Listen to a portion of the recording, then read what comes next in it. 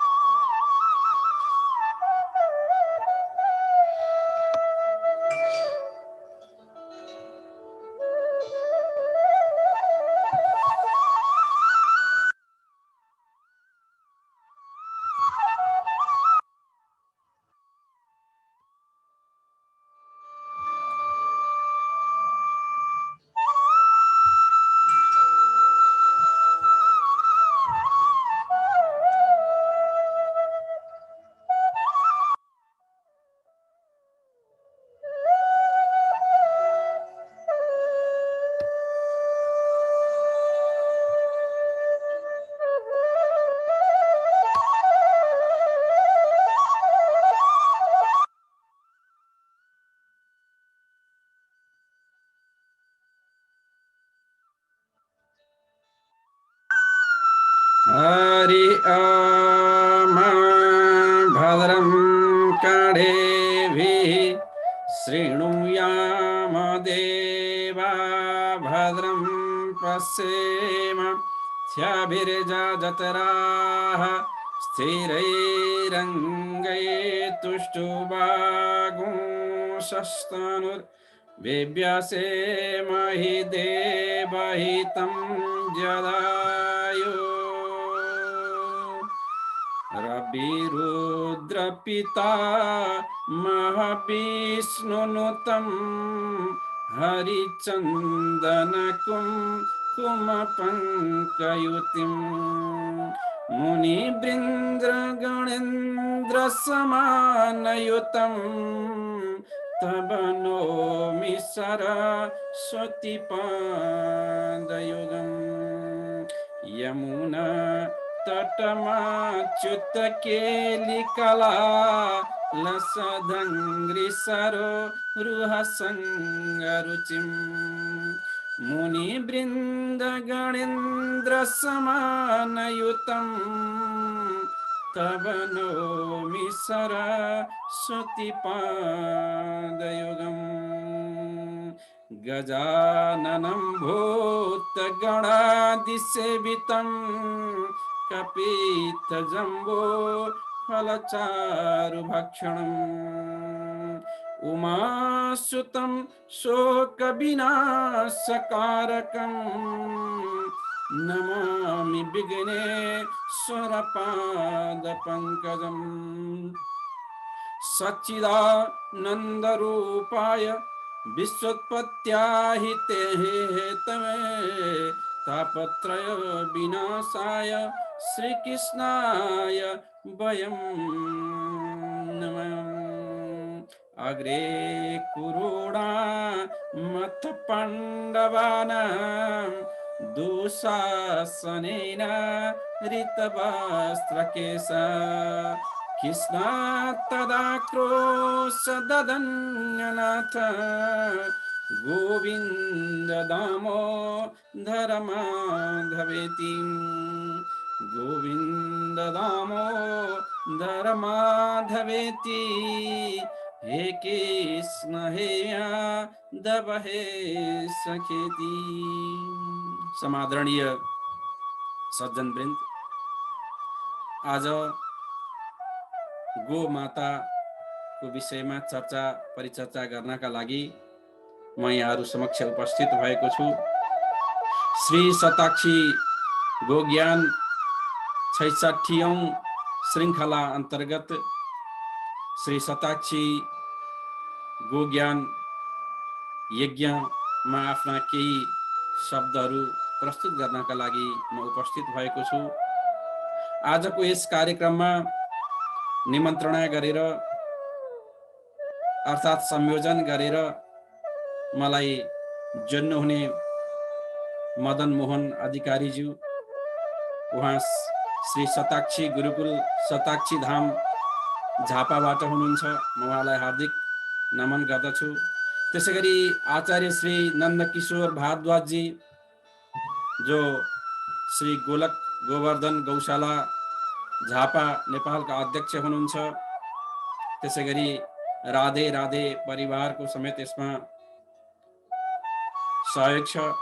यसरी गो प्रवर्धन, गो सेवा, गौशाला, गुरुकुल आदि सेवा गर्दै परब्रह्म परमेश्वरको सेवा गर्ने,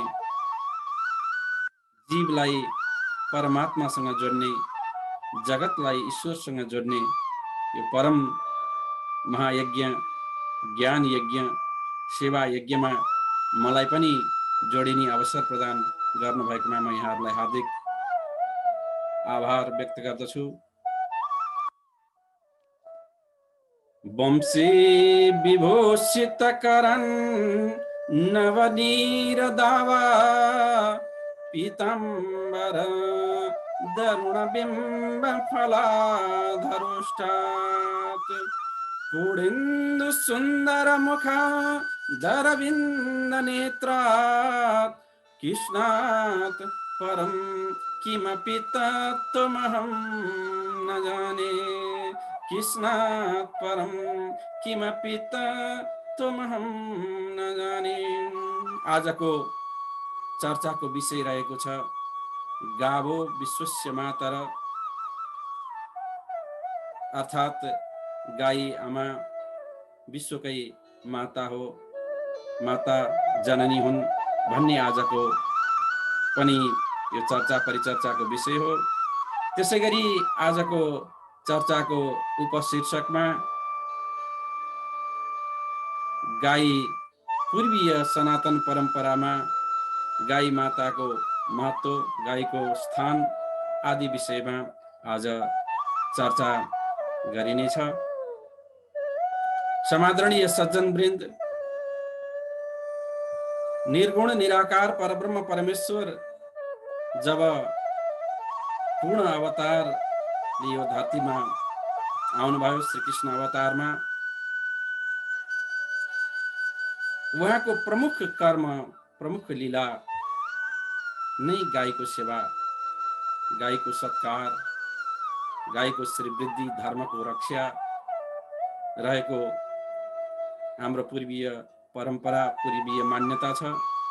यदा यदा हि धर्मस्य ग्लानिर्भवति भारते अभ्युत्थानम् अधर्मस्य तदात्मानं सृजाम्यहम् परित्राणाय साधूनां विनाशाय च दुष्कृताम् धर्म संरक्षणार्थाय सम्भवामि युगे युगे।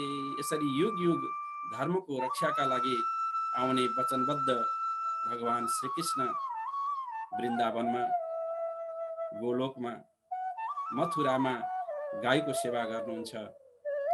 आफ्नो बाँसुरीको मधुर ध्वनिद्वारा गाईलाई मन्त्रमुक्त गर्नुहुन्छ। त्यही गाईको दुध, गाईको मक्खन आदि ग्रहण गर्दै, गाईको मक्खनको स्वाद लिँदै फेरि गाईकै सेवामा लाग्नुहुन्छ। यसरी गाईको सेवामा सुरु गरेको गोपाष्टमी, जुन दिनबाट भगवान श्रीकृष्णले गाईको सेवा प्रारम्भ गर्नुभयो, त्यो दिन हामीले हिजो मात्रै मनायौं। त्यसैगरी नेपालीहरूको दोस्रो ठुलो महान पर्व तिहारमा औँसीको दिन गाईको घर घरमा पूजा सम्पन्न भयो। यसरी गोपाष्टमी र तिहारको सन्दर्भ सकिने बित्तिकै हामी यो गो ज्ञान चर्चाको 66औं श्रृङ्खलामा आज उपस्थित भएका छौं र म यहाँहरूलाई दृश्यका माध्यमले जगत जननी विश्वकी माता गो माताको व्याख्यानका लागि यहाँहरूको ध्यान आकृष्ट गर्न चाहन्छु।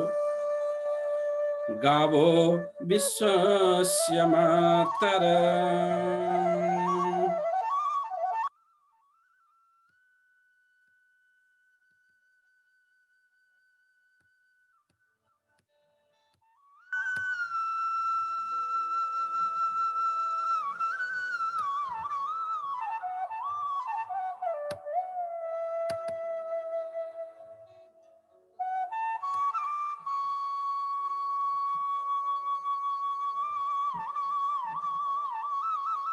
गोविन्दं प्रणमोत्तमङ्गरसने तं घोषयाहर्निशम् पाणिपूजयतं मनस्मरपदे तस्यालयं गच्छतम् एवं चित्कुरुताखिल मम हितं शिरसादयस्तध्रुवम् न प्रेच्छे भवतं कृते भवमहं शार्दूलविक्रीडितम्।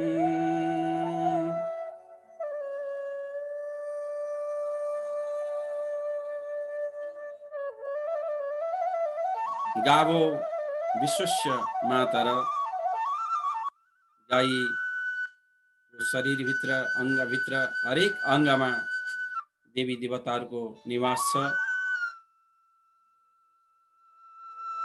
गाई माता सत्व गुण की प्रतीक हुन्। हामी गाई सरल दयालु प्राणीको रूपमा हामी गाईलाई चिन्दछौँ। गाईबाट प्राप्त हुने दूध, दही, घिउ तथा गोमूत्र, गोबर आदि सबै हाम्रा लागि अत्यन्त उपयोगी चीज हुन्, वस्तु हुन्। जसरी हामी गाईको दूधबाट पौष्टिक चीज प्राप्त गर्दछौँ, दहीबाट शरीरलाई अत्यावश्यक पौष्टिक चीज प्राप्त गर्दछौँ, त्यसै गरी गोमूत्रमा धन्वन्तरी विराजमान हुनुहुन्छ भन्ने शास्त्रीय मत छ। अर्थात् आयुर्वेदका जनक धन्वन्तरी, जसले विश्वलाई स्वास्थ्यको मार्गमा अगाडि बढ्नका लागि ज्ञान दिनुभयो, उहाँ गोमूत्रमा विराजमान हुनुहुन्छ। अर्थात् औषधि आदि उपचारका लागि गोमूत्रको ठुलो महत्त्व रहेको कुरा यहाँ प्रष्ट हुन्छ। त्यसै गरी गाईको गोबरमा महालक्ष्मी विराजमान हुनुहुन्छ भन्ने शास्त्रीय मत छ। यसको अर्थ गाईको गोबरको प्रयोग गरेर धेरै अन्न अनाजहरू प्राकृतिक रूपमा उत्पादन गर्न सकिन्छ र त्यसको बिक्रीबाट पनि ठुलो धनराशि प्राप्त हुन सक्ने कुराको सङ्केत त्यसमा भेट्न सक्छौँ।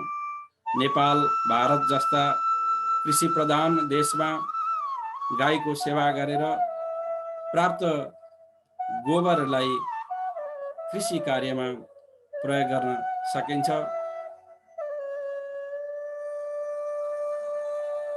त्यसै गरी पञ्चगव्यका रूपमा प्रयोग गरिने गाईका यी पदार्थहरू जसरी हाम्रा लागि उपयोगी छन्, त्यसै गरी प्रकृतिका लागि, विश्वका लागि, सबै समाजका लागि उपयोगी रहेको कुरा विभिन्न अध्ययनहरूले पुष्टि समेत गरिसकेका छन्।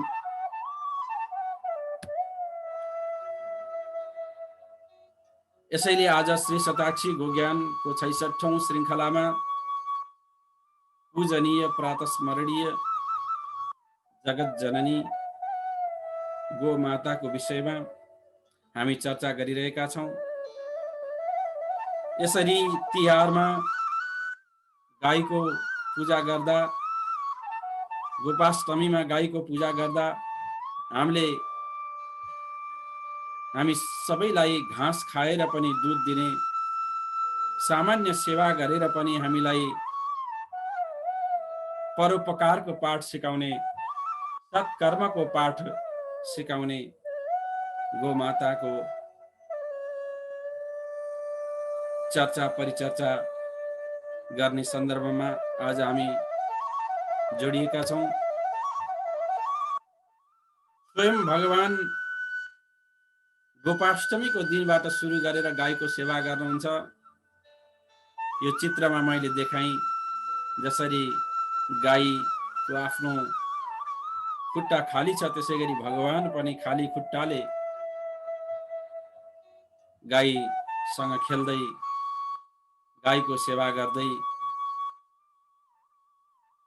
जङ्गलमा, घरमा बाँसुरीको धुन सुनाउँदै विचरण गर्नुहुन्छ र गाईको सेवा नै जगतको सेवा हो, गाईको सेवा नै ब्राह्मणको सेवा हो र गाईको सेवा नै भगवानको सेवा हो भन्ने सन्देश भगवान दिनुहुन्छ र गाईको सेवा नै प्रमुख लीलाको उद्देश्य राखेर भगवान अवतार लिएर यस धरतीमा पदार्पण गर्नुहुन्छ।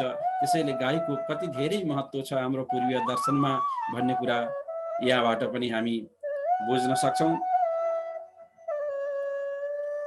यसरी भगवानले मुरलीको धुन, बाँसुरीको धुन सुनाउँदा गाई मन्त्रमुक्त भएको र गाईको वात्सल्य प्रेमबाट भगवान मन्त्रमुक्त भएको घटनाले हामी के सिक्न सक्छौँ भने गाई ममता की खानी हुन्, करुणा की खानी हुन्, प्रेम की खानी हुन्। वात्सल्य प्रेम भन्ने शब्द जुन आएको छ त्यो पनि गाईले बाछोलाई गर्ने जस्तो प्रेम भन्ने यसको अर्थ हुन्छ। भक्तवत्सल भगवानको जय भन्दा जसरी गाईले आफ्नो बाछालाई प्रेम गर्दछन् त्यसै गरी भगवानले पनि आफ्ना भक्तहरूलाई प्रेम गर्नुहुन्छ। त्यसैले प्रेमको नमुना, दयाको नमुना, करुणाको नमुना हामी गाईको जीवनबाट, गोमाताको चरित्रबाट हामी सिक्न सक्छौँ। यही विषयहरूलाई लिएर गो सावित्री स्तोत्रका केही मन्त्र मैले यहाँ प्रस्तुत गरेको छु। नारायणं नमस्कृत्य देवीं त्रिभुवनेश्वरीं गो सावित्रीं प्रवक्ष्यामि व्यासेनोक्तं सनातनम्।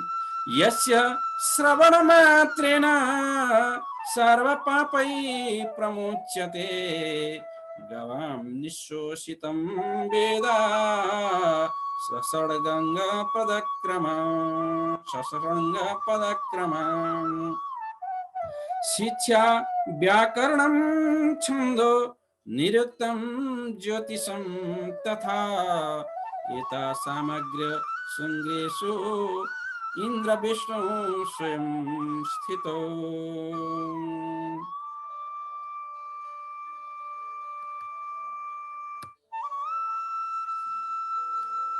शिरो ब्रह्मा गुरु स्कंदे ललाटे वृषभध्वज कर्णयो रश्मिनो देवो चक्षुषो शशिभास्करो द्रष्टेषु मरुतो देवा जिह्वायां च सरस्वती कंठे च वरुणो देवो हृदये हव्यवाहन उदरे पृथ्वी देवी सशैलवनकानना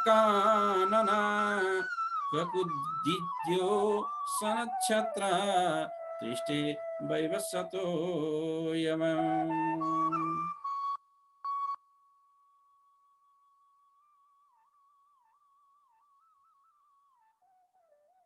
यसैगरी यहाँ प्रस्तुत भएका शब्दहरू सरल भएकाले यहाँहरूले पनि बुझ्नुभयो भन्ने मलाई लाग्दछ।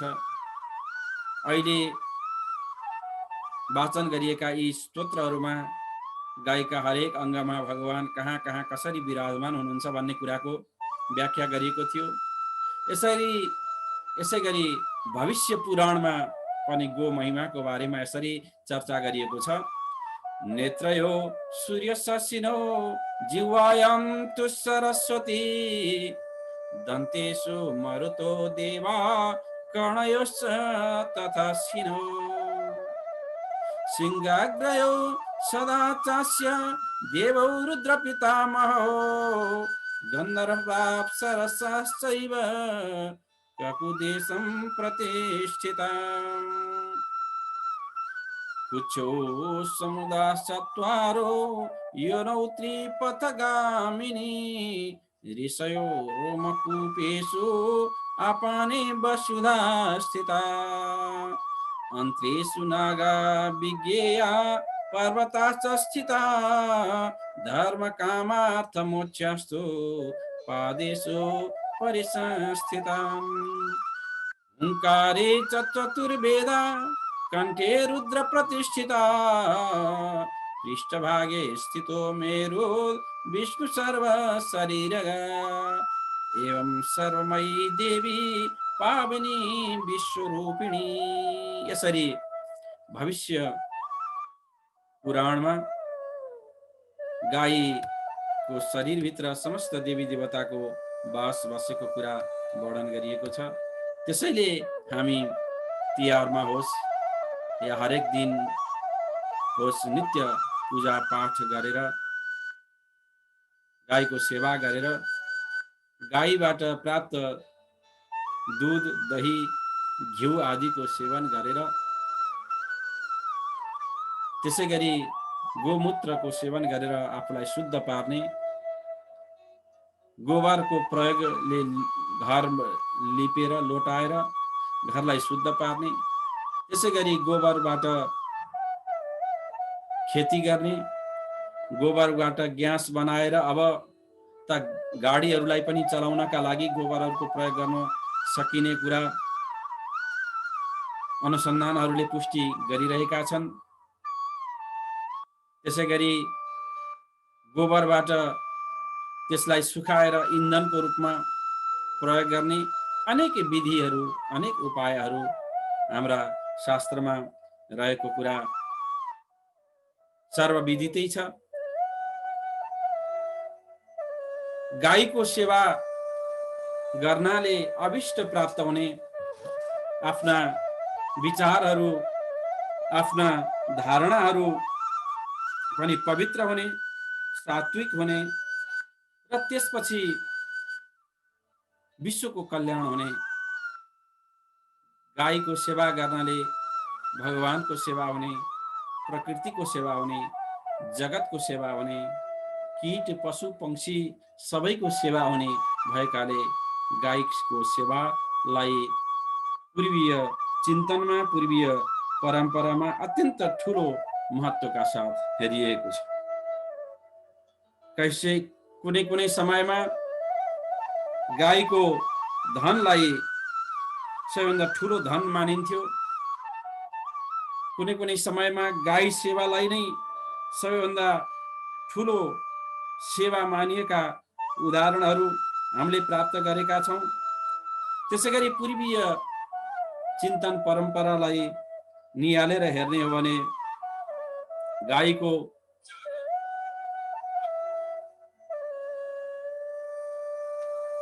महिमा हामी जताततै भेट्न सक्छौँ।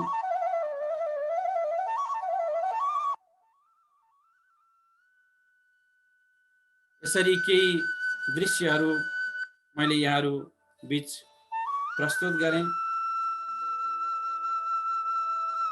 जगत जननी गो माताको चर्चा सबै जसो शास्त्रहरूमा हामी भेट्न सक्छौँ। कठोपनिषद एउटा प्रसङ्ग चर्चित छ। कठोपनिषदमा वाजस्वा ऋषिका पुत्र उद्दालक नामक ऋषि सर्वमेध यज्ञ गर्न थाल्दछन्। सर्वमेध यज्ञको अभिप्राय हुन्छ यज्ञको अन्त्यमा आफूलाई प्रिय लाग्ने अत्यन्त महत्त्वपूर्ण चीजहरूको सम्पूर्ण रूपमा दान दिइन्छ। यस्तो सर्वमेध यज्ञ प्रारम्भ भयो। यज्ञको समाप्तिपछि अनेक चीजहरू दान दिँदै गए। यसरी दान दिँदै जाने क्रममा अन्तिममा अत्यन्त जीर्ण अवस्थामा वृद्ध अवस्थामा पुगेकी गो मातालाई पनि उनी दान गर्न लागे। यसरी सास फेर्न समेत अप्ठ्यारो भइसकेको, भोजन समेत ग्रहण गर्नलाई अप्ठ्यारो भइसकेको, दूध आदि नदिने यस्तो जीर्ण अवस्थामा पुगेकी गो मातालाई दान दिन लाग्दाखेरि पुत्र नचिकेताले त्यसको प्रतिरोध गरे। उनले पितालाई सोधे, हे पिता, तपाईले यस्तो जीर्ण अवस्थामा पुगेको गाईलाई किन दान दिन लाग्नुभयो? एकचोटि प्रश्न सोद्धाखेरि पिताले कुनै उत्तर दिएनन्। दोस्रो चोटि पनि उनले जिज्ञासा राख्दा कुनै उत्तर दिएनन् र अन्तिममा फेरि नचिकेता भन्छन्, पिताका लागि पुत्र सबैभन्दा प्रिय हुन्छ। म पनि हजुरको प्रिय व्यक्ति हुँ। यो यज्ञ सकिसकेपछि तपाईँ मलाई कसलाई दिनुहुन्छ, कसलाई दान दिनुहुन्छ भनेर फेरि प्रश्न सोद्धा पिता रिसाएर म तलाई यमराजलाई पठाउँछु, यमराजलाई दिन्छु, यमकोमा पठाउँछु भनेर भन्नुहुन्छ। पिताको आज्ञालाई शिरोधार्य गर्दै नचिकेता यमसम्म पुग्छन्। कार्य व्यस्तताले 3 दिनसम्म यमराज थिएनन्।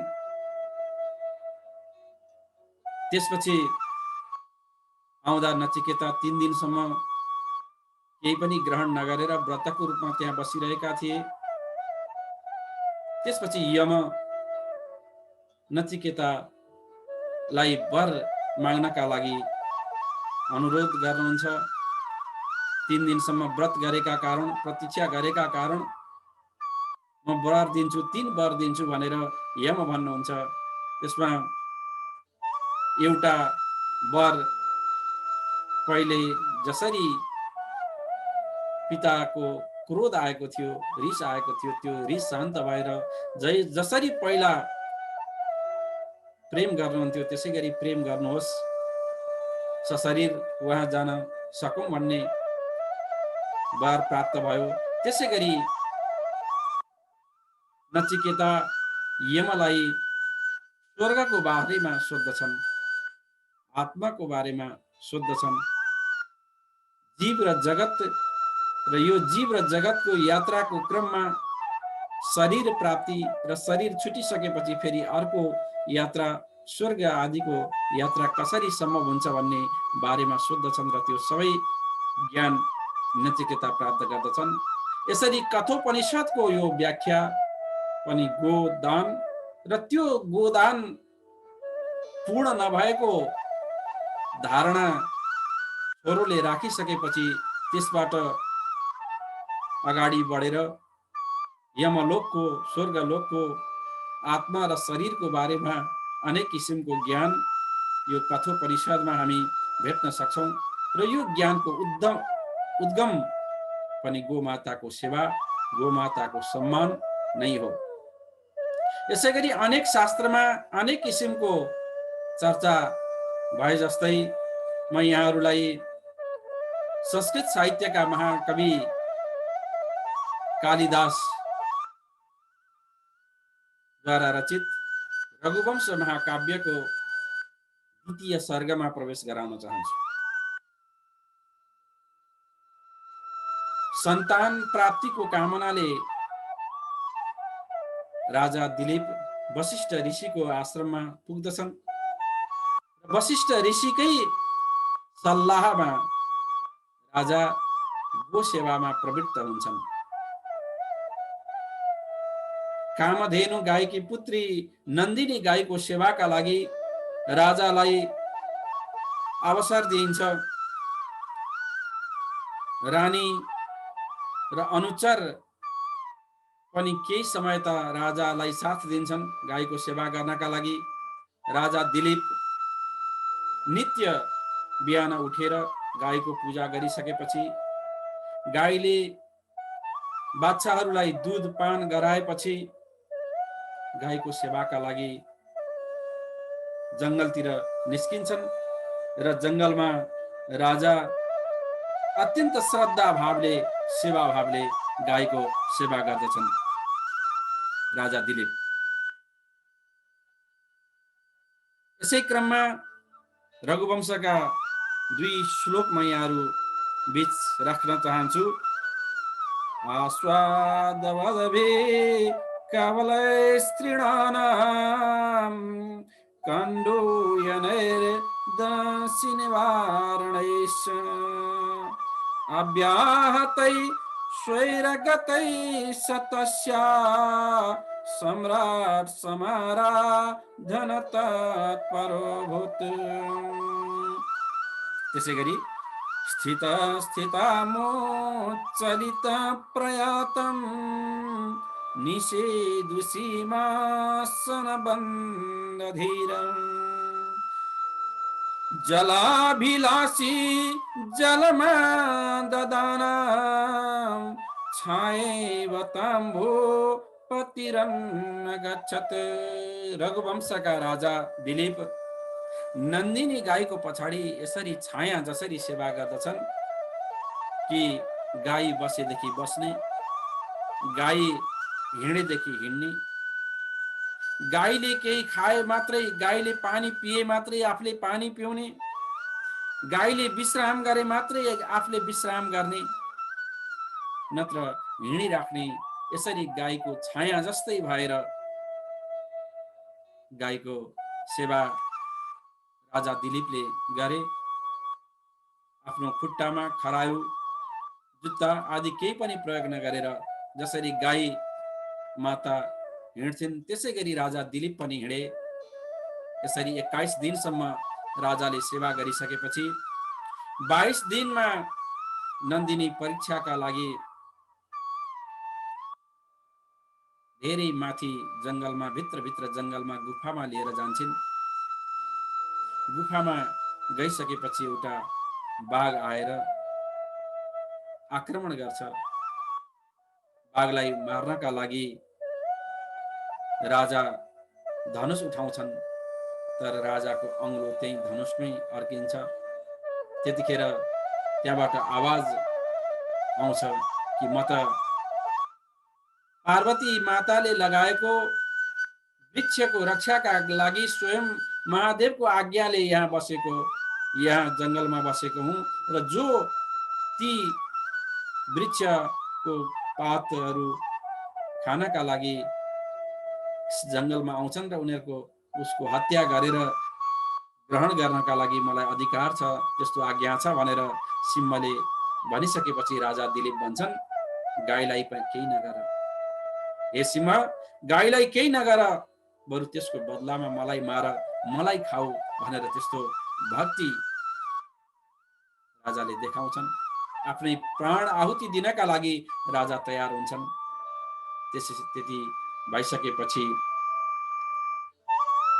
त्यहाँ सिंह देखिँदैन। नन्दिनी गाईको आवाज आउँछ, म हे राजा तिमीबाट प्रसन्न भए, के वर माग्छौ माग भनेर त्यहाँ गो माता प्रसन्न भएर राजा दिलीपलाई वरदान दिएको र त्यही वरदानको आधारमा सन्तान प्राप्ति भएको र त्यसैबाट सन्तान अगाडि बढ्दै जाँदा दशरथको कुलमा स्वयं भगवान रामचन्द्र पनि अवतार ग्रहण गरेर आउनु भएको कुरा प्रसङ्ग यो रघुवंश महाकाव्यको द्वितीय सर्गको केही कथा प्रसङ्ग मैले यहाँहरू बीच प्रस्तुत गरेँ। यसको अभिप्राय के हो भने राजादेखि सबै क्षेत्रीय प्रशासन, सरकार, लोक स्तर, जीवन स्तर, विश्व जताततै गो माताको सेवाले फल प्राप्त हुने कथा प्रसङ्ग हामी शास्त्रहरूमा भेट्न सक्छौं। महाभारतको एउटा प्रसङ्ग पनि यस बीचमा म यहाँहरू समक्ष राख्न चाहन्छु। एक समय इन्द्रप्रस्थको नागरिकको घरबाट गोधनको चोरी हुन लाग्यो, गाईको चोरी हुन लाग्यो। यसरी चोरी हुन लागिसकेपछि अर्जुनलाई त्यसको सूचना प्राप्त भयो। रातिको समय थियो, तर अर्जुनको गाण्डीव युधिष्ठिरको कोठामा थियो। त्यो दरबारको नियम के थियो भने रात परेपछि एउटा भाइ अर्को भाइको कोठामा प्रवेश नगर्ने त्यस्तो नियम दरबारमा बनाइएको थियो। अब त्यो नियम तोडेर गाण्डीव लिन जाउँ भने भाइको अवज्ञा हुने, दरबारको नियमको पालना नहुने, नियमको अवज्ञा हुने, यदि नजाउँ त्यतिकै बसिरहँ भने उता गोधनको रक्षा नहुने, गाईको चोरी हुने, यस्तो दुविधामा परिसकेपछि अर्जुन किम कर्तव्य विमूढ अवस्थामा पुग्दछन्। म के गरौँ? दरबारको नियम पालना गर्न उपयुक्त हो या जनताको गोधनको रक्षा गर्न उपयुक्त हो भन्ने दुविधामा पुगेपछि अर्जुन आफ्नो दरबारको नियम उल्लङ्घन गरेर भए पनि गोधनको रक्षा गर्नका लागि गाण्डीव लिएर प्रस्तुत हुन्छन्। गोधनको रक्षा गर्छन् र फर्केर क्षमा याचना गर्छन्। यसरी सरकारको प्रमुख कर्तव्य, क्षेत्रीयहरूको प्रमुख कर्तव्य गोधनको रक्षा गर्नु, गो सेवा गर्नु रहेको कुरा हामी शास्त्रीय चिन्तन, शास्त्रीय प्रमाणहरूबाट प्राप्त गर्न सक्दछौँ। किनकि गाईको सेवा गर्नु, गाईको रक्षा गर्नु भनेकै संसारको रक्षा गर्नु हो। गाईको रक्षा गर्नाले सबैलाई स्वस्थ पार्न सकिन्छ र स्वस्थ समाजले फेरि स्वस्थ विश्वको रचना सम्भव हुन्छ, परिकल्पना सम्भव हुन्छ र स्वस्थ विश्वले फेरि परब्रह्म परमेश्वर निर्गुण निराकार परमात्मासँग जोड्नका लागि सहयोग गर्दछ। त्यसैले गो महिमा पूर्वीय दर्शनको अभिन्न अंग हो। यदि गो सेवा, गो महिमा यदि निकाल्दिने हो भने हाम्रा शास्त्रहरू अपूर्ण हुन जान्छन्, हाम्रा कर्महरू अपूर्ण हुन जान्छन्। हाम्रो शास्त्रका धेरै मतहरूमा गाईको सेवाको विषयमा चर्चा परिचर्चा गरिएको छ। हामीले जीवनमा गो सेवा गरेनौं भने, गोदान गरेनौं भने, गाईको सेवा गरेनौं भने मृत्युपछि समेत पनि यमपुरीको यात्रामा 86,000 योजन यमलोकतर्फको यात्रामा होस् या बैतरणी नदी तर्ने सन्दर्भमा होस् या चित्रगुप्तले हाम्रो कर्मको लेखाजोखा गरेर यमराजको अगाडि प्रस्तुत गर्ने बेलामा होस्, चाहे यो लोकमा होस् चाहे परलोकमा होस्, गाई सेवाको ठूलो महत्व रहेको हामी पाउँछौं। म यहाँहरू बीचमा गरुड पुराणबाट एउटा श्लोक प्रस्तुत गर्न गइरहेको छु। जलाशयो नैव कृतो मया तदा मनुष्य तृप्तै पशुपक्षी तृप्तै गोतृप्ति हेतु न च गोचर कृत शरीर हे निस्तरय तदा कृतम। मैले जलाशयमा गएर पशु पक्षीहरूको, जलचर प्राणीहरूको सेवा गरिन। मैले गाईलाई तृप्त हुने गरी गाईको सेवा गरिन, गाईलाई अन्न आदिको सेवा गर्न सकिन। त्यसैगरी मैले पशु पक्षीहरूलाई दाना दिने आदि कर्म पनि गर्न सकिन। त्यसैले मेरो जीवन, पुरा जीवनमा मैले जुन सत्कर्म नगरेर जुन अपराध गरेँ, त्यो अपराधलाई म स्मरण गर्दछु र दुःख भोग्दछु भनेर यम मार्गमा जीवले भनेका कुराहरू, पश्चाताप गरेका कुराहरू हामी गरुड पुराणमा पाउन सक्छौं। न नित्यदानं न गवान्निकं कृतं पुष्टं च दत्तं नहि वेद शास्त्रयो पुराण दृष्टो नहि सेवितोद्ध्वा शरीर हे निस्तरय त्वया कृतं। मैले गाईलाई भोजन गराउने, गाईको सेवा गर्ने, नित्य दान गर्ने, पुस्तकहरूको सेवा गर्ने, दान गर्ने आदि जुन कर्म गरिन, त्यसका लागि म पश्चाताप गर्दछु र हे शरीर दुःख भोग भनेर भनेको कुरा विषय गरुड पुराणमा हामी पाउन सक्छौं। जसले जीवनमा गाईको सेवा गर्दछन्, गाईको दान गर्दछन्, गाईबाट प्राप्त दूध, दही, घिउ आदिको सेवन गर्दछन्, विस्तार गर्दछन्। गोमूत्र र गोबर आदिको प्रयोग गरेर विश्वमा नै निरोगी हुँदै, स्वस्थ हुँदै र अरूलाई पनि स्वस्थ गराउँदै आदि कर्म गर्दछन्। तिनीहरूको पाप कर्म पनि नाश हुन्छ र पुण्यको आर्जन हुँदै स्वर्गलोक प्राप्ति हुने, परब्रह्म परमेश्वरको वैकुण्ठ धाममा निवास हुने कुराको चर्चा हामी शास्त्रहरूमा पाउँछौँ। स्वर्गमा मृत्यु आदिको भय, शोक, चिन्ता आदि नहुने स्थान स्वर्गलोक हो। स्वर्गलोकमा अनेक विशेषता भए जस्तै एउटा विशेषता कामधेनु गाई हुनु पनि हो। कामधेनु गाईको उपस्थिति यदि स्वर्गमा नहुने हो भने स्वर्ग पनि स्वर्ग रहँदैन। अर्थात् कामधेनु गाईको मतलब त्यहाँ रहेका प्राणीहरू मनमा जो इच्छा राख्दछन्, कामधेनु गाई त्यही दिन्छन् र त्यो ग्रहण गर्नाले स्वर्ग हुन्छ।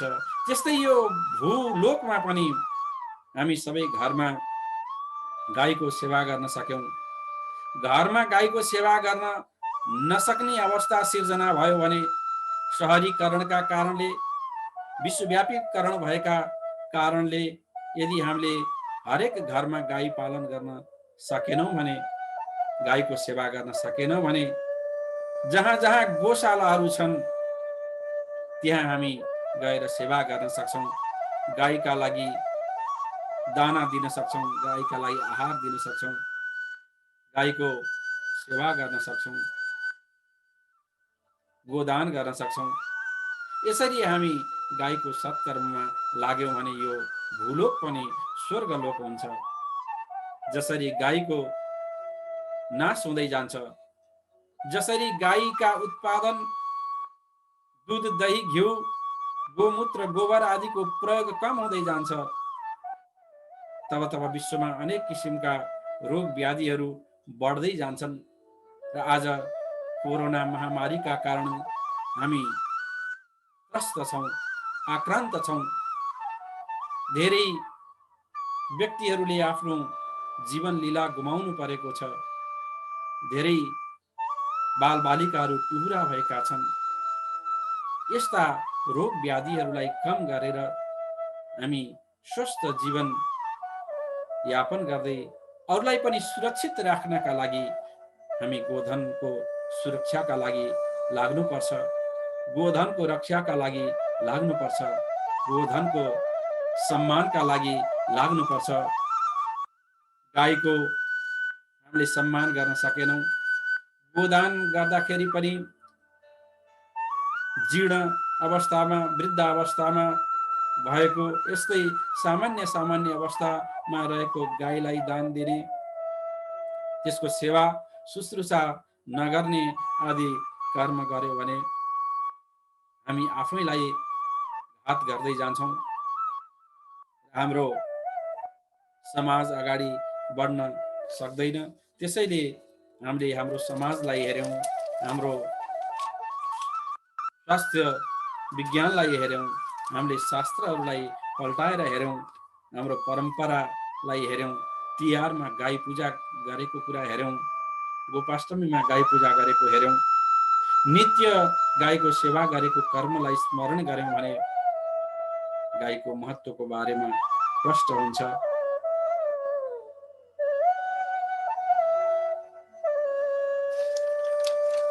शताक्षी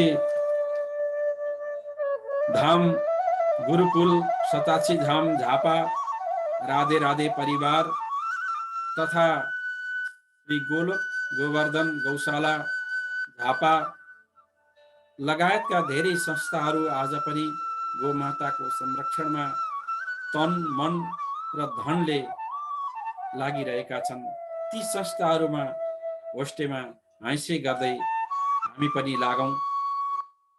विश्वव्यापीकरणले, हाम्रा घरका बनावटका कारणले, या एउटै घरमा अफिस पनि राख्नुपर्ने, एउटै घरमा